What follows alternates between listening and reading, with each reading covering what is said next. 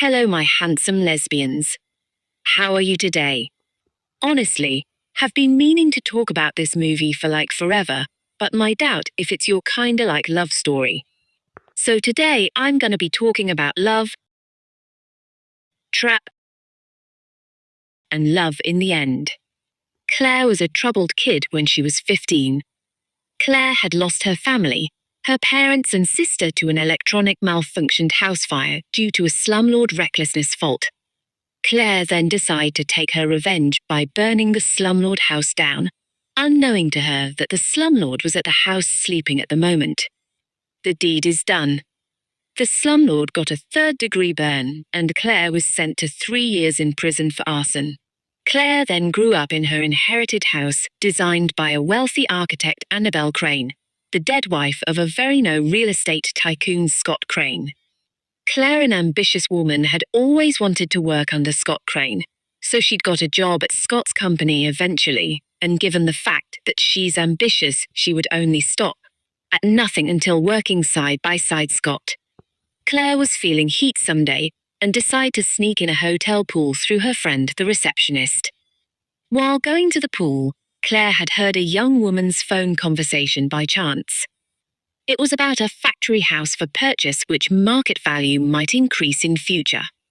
Claire then met this young, beautiful woman at the pool, who has no problem sharing the pool with her, but which Claire declined and left. Few days later, Claire was on a blind date with a police detective, while she spotted this same woman from the pool, who then approached her and introduced herself as Eve. Claire rejects whatever coincidence it could be, lied that she was on a date with her fiancé, but later went back to the pool hoping she might meet Eve there, maybe because she couldn't hide the fact that she was also attracted to Eve the first night they met.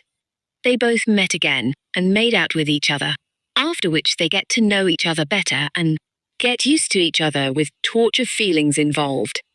Claire managed to secure her spot to work side by side the real estate tycoon Scott. She proposed a deal but which she heard by chance from the stranger at the poolway to Scott. Scott was glad with the idea as a good one and followed it up. Appreciating Claire's hard work, Scott invited Claire to his house party, introduced his new wife to Claire, but turns out Scott's young and beautiful wife was Claire's new girlfriend Eve.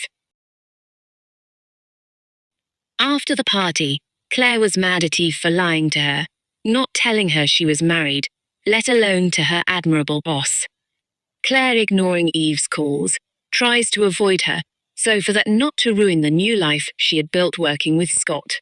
But the saying, feelings can't be easily aborted, not when it's true, Claire forgives Eve after her relentless trying and decide to put her career at risk for the relationship. Claire and Eve manages to hide their relationship as best they could, but a burning flame always finds its way out. At first, Claire and Eve was caught by her co-worker. Later, Claire saw that her boss Scott, who doesn't like to lose to anyone, was furious about it, because now he knows, and texted Claire that he knows. Claire was restless about it, tries to meet him at his house for explanation, but didn't find him. Only for Claire to be investigated the next morning by detectives for Scott Crane's disappearance. Claire claims she's innocent, but she seems with the motive because of her affair with the missing Scott's young wife Eve. Eve was investigated too, but she had left the country prior to the incident, which is solid alibi. After which Scott was found dead and burnt at the factory Claire proposed and acquired along with Mr. Scott. All evidence pointed to Claire, while Claire realized Eve was trying to frame her for Mr. Scott's death, after finding out that Eve's supposed owned condo was rented and saw the document that Eve has been transferring Scott's money for years. Luckily for Claire, the partner detective in charge was her blind date and ready to help her.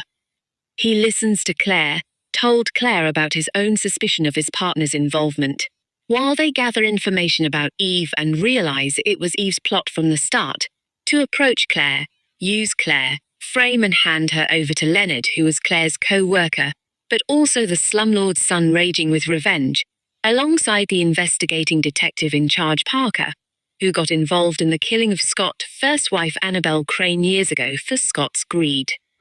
Claire and her date detective set a trap for Detective Parker to confirm their suspicion before the arrest, but wasn't smart enough, got busted, and the good detective was killed by his partner Parker in the process.